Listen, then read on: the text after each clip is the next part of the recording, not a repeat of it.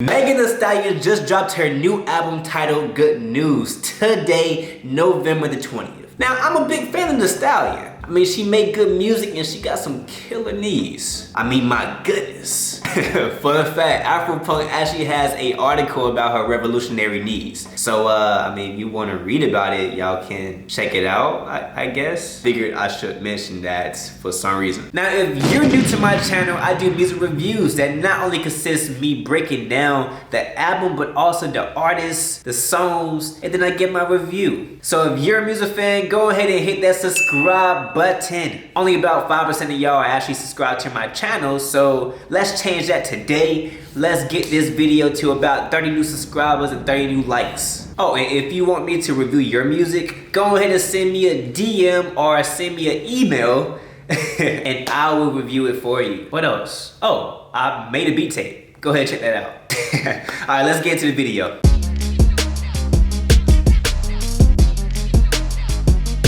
So who is Megan Thee Stallion? Megan Javon Ruth Pete is an American rapper, singer, and songwriter from Houston, Texas. Now, for those of you who are interested, she is 5'10". Meg, I mean, if you like tall guys, I mean, I'm 6'3". Oh, we recording? Oh, my bad. Believe it or not, her mom was actually a rapper under the name Hollywood. And she would bring Megan to her recording sessions instead of taking her to a daycare. That led to her making raps at the early age of 16 and telling her mom that she wanted to rap. But obviously her mom was like, yeah, you should probably wait until you're 21. Because the lyrics was too suggestive for her young age, which makes sense. So that she did. She actually gained initial attention in 2013, making videos of her freestyling on a cypher while a student in college at Prairie View A&M University, in which these videos went viral. Shortly after, in 2016, she began writing and releasing music on SoundCloud. And then from there, she developed the nickname Megan Thee Stallion because she was referred to as a stallion for her 5'10" height and thick body frame. Now, how do artists that go from freestyling to cyphers collab with like major artists like Beyonce?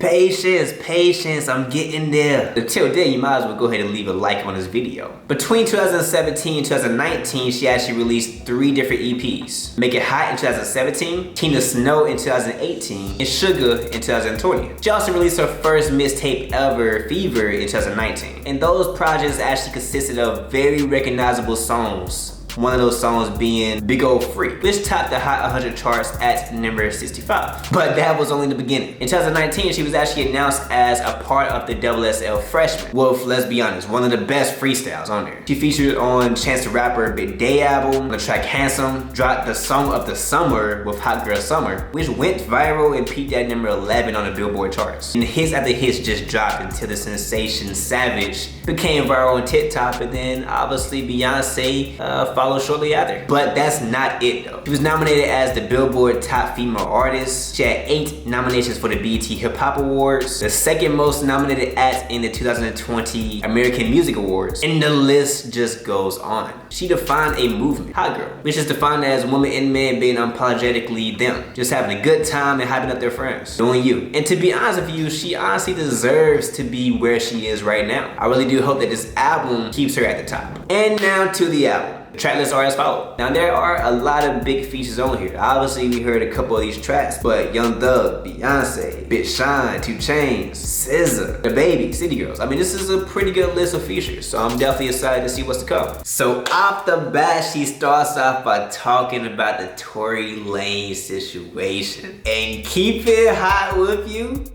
this song is so hot. They took the Biggie Who Shot You sample, which is dope, and she really did not hold back. She didn't mention his name, but we all know who she was talking about. Like, hands down, Tory Lanez. And to be honest, a great way to start the album off. Now, Circles come in with the Jasmine Sullivan Holds You Down sample, but it's unique because it has a nice dance feel to it. I think the thing that stands out to me on this track is I love Megan's aggressive flow. Now the thing I love about this track is even though the original song is a little bit more smoother and a little bit more melodic, Megan still continues to do her thing and come in aggressive and really showcase that she's there. Amazing flow. I love how she turned the original Jasmine Sullivan song to a "you stupid enough to do a good girl wrong, you missing out and I'm not even hurt." And then on top of that, I'm not even gonna waste my time getting back with you. Crybaby, look, shout out to DaBaby, yo. Always have great combinations between these two. Megan Thee Stallion and DaBaby was good on Cash It and Nasty. Both bangers, and this track is another banger. The song was already going, I thought it was hot with DaBaby, and then Megan came in with a crazy flow and she just like really took over the song. Really demolished the song. This one is definitely one of my favorites and I added it to one of my hype playlists. Do It on the Tip. Hey, this name speaks for itself. To be honest with you, I'm sure this is gonna be a hit just because of the topic of the song. And then on top of that, it has City Girls in it. And to be honest with you, look, it's not a bad song. It's repetitive, it's a simple beat, and it's catchy. It kind of gives me like the same effects that WAP gave me when I listened to that song. It's a good song. I mean, I can see it being a banger. I can see it being played at parties and stuff like that. I also do love the 80s hip hop production on it as well. Kind of brings that City Girls vibe to it. Which is cool, it's cool. Sugar Baby continues with consistency. It has that 80s production on there. Invest in the pussy, support black businesses. Quoted by Megan Thee Stallion. Quoted by Megan Thee Stallion. Movie, another simple beat. It gives enough space for Megan to do her thing. There's also a cool synth in the background as well. This song serves its purpose. I mean, it serves its purpose as a twerk song. And it also gave me another reason to go to a strip club to try their hot wings. Thank you, Lil Durk. It's one of those songs where I don't like the hook, but it's so simple and so repetitive to the point where I will eventually like it in time. Freaky Girls is an okay track. It brings back another old school sample, and then it also brings back a lot of West Coast sounds in the production. Love SZA on the hook. I love SZA on the hook, and I love SZA on the hook so much to the point where I didn't like it as much when Megan Thee Stallion verse came in. It was not a bad verse, don't get me wrong. The hook was so amazing to the point where I wanted to hear more singing rather than a rap verse. And then on top of that, the beat is hot. Body is another song that serves its purpose. Body, yada, yada, yada, yada, yada, yada, yada. Look, let's keep it real. It's gonna be another popular twerk song, but the hook is very annoying. It repeats so much. I wouldn't have minded if it played one time or two times, but it played about 3 or 4 times. I'm not gonna lie to you. Nevertheless, it's not a bad song, it's just very repetitive. Now, what's new is tight. Production is great, simple, and well produced. And then Megan's flow on the track is also dope. To be honest, it's definitely one of the best hooks on the album, and it's definitely on my favorite list as well. Word that. Riding like a rodeo. I did not expect that. It's funny, I actually didn't know how to feel about the song at first, especially the hook, but I don't know, it's kind of coming on to me. It's not that bad. See, the hook is not the best, but to be honest, the song production is so good to the point where I just keep shaking my head. So I guess I can't say it's a bad song. Now, I didn't expect the switch up in Intercourse. It's actually a Afro beat. I love the feature from Popcaan and I love the production from DJ Mustard. And to be honest, this is definitely my favorite track so far. I love it because it's so unique. It's different. I didn't expect it to come from a Megan Thee Stallion project. And to be honest, I felt as though the verse that Megan put on there was also just as good. To be honest, there should be more rap verses on Afro beats. I think it's a very complete song and it's definitely added on my playlist. Go Crazy is another good song. I mean, the features from Big Sean and 2 Chainz is perfect. And then Megan just killed every verse that was on the track. Production amazing, it's consistent with the classic sample in the background, and well done. Now, Don't Rock Me to Sleep, I wasn't a fan of that one. I wasn't a fan because Megan Thee Stallion was singing the entire track in auto-tune and it really wasn't in tune. I do like the fact that it did give Daft Punk vibes. It was a little bit unique compared to different tracks, completely different than every single other track, but I don't know, I just wasn't a fan. It didn't really come together as well as some of the other tracks on the project. Outside is another classic sample. I can't think of the actual song, so somebody go in the comments and help me out. Tell me what song they sampled. But nevertheless, well done in the production. It's simple, it does its job, it has some E-piano and synth, which help build the song. And it's crazy, the E-piano is smooth and the drums are aggressive, which fits perfectly for Megan Thee Stallion's delivery for her verses, which is aggressive as well. It works, well done. Savage remix, we already know that's a great song. I mean, you got Beyonce in it, come on. Girls in the Hood is actually not bad either. It's the Eazy-E Boys in the Hood sample, classic song. I actually don't mind Megan Thee Stallion creating her own version to it. And then last but not least, Don't Stop, an amazing way to end the freaking project. Young Thug feature was amazing, the beat was crazy. It was hype and smooth at the same time with the addition with the E-piano. And look, the hook is killer.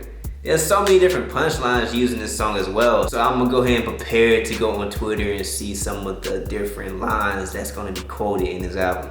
I'm impressed. This is definitely one of my faves. So overall, I thought this album was pretty good. And to be honest with you, I'm not surprised. Well, actually, no, I am surprised. I'm surprised that there was a lot of diversity in this project. I do love Megan Thee Stallion as an artist. I think that she's great, and I do think that she deserves to be where she is in her career. Not only as a rapper, but also as a public figure. She does a lot for women empowerment, and really she is a showcase of you can be who you are no matter what people think about you. I think in this album, the top is clear. Like, she redefines and challenges the rap sexist double standards, which is cool. I mean, me personally, I don't mind it. I feel like every song and track on this project fit her brand, and majority of the tracks are well done. I also did enjoy how there's a lot of classic samples in this project, but also there's a mix of Afrobeats, hip hop, 80s hip hop, and then she tried to go completely different singing in the track as well. I also did enjoy the features. I feel as though it is a star lineup with the features. I mean, DaBaby, Beyonce, Young Thug, well done. Now, when it comes to the length of the project, it's definitely pretty long. It's 49 minutes, 17 tracks. But to be honest with you, though it's so long, the songs are so different from each other. Not in topic necessarily, but from a production standpoint, to the point where I don't get tired listening to it. I would probably keep about either the 17, maybe 14 to 13 of the tracks. Now, my favorite tracks, hands down, is a tie between Don't Stop, Go Crazy, and Intercourse. I do love how there's such a uniqueness for Intercourse. I love the singing, I love the verse on top of it. And then also with Go Crazy, some of the best features are on this track. It's catchy. I shake my head throughout the entire track. And then Don't Stop is also amazing with production and another great feature.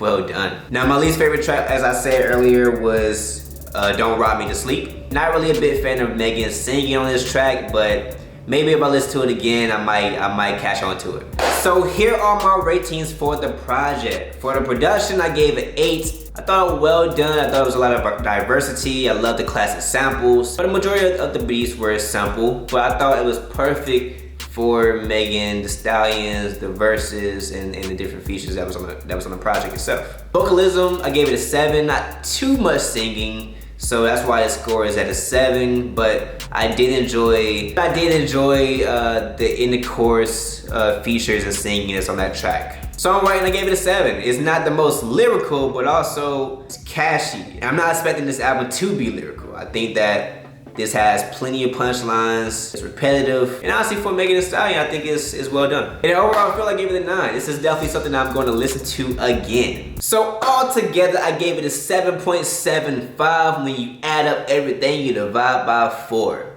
I definitely enjoyed the album. I definitely will listen to it again. I added some songs on my playlist, and y'all should listen to it too. Thank y'all for watching my video. Thank y'all for tuning in. If you're a returning subscriber, thank y'all for returning. I appreciate y'all. We about to hit 500 subscribers pretty soon, which is gonna be amazing, and I can't have did it without you all. I love music, and I know y'all love music too. I'm gonna keep bringing the reviews and keep watching. Share this video, comment below, let me know what you think about the album. Subscribe if you're not subscribed already, and like this video for the YouTube algorithm. And remember, your only limitations are those in your own mind.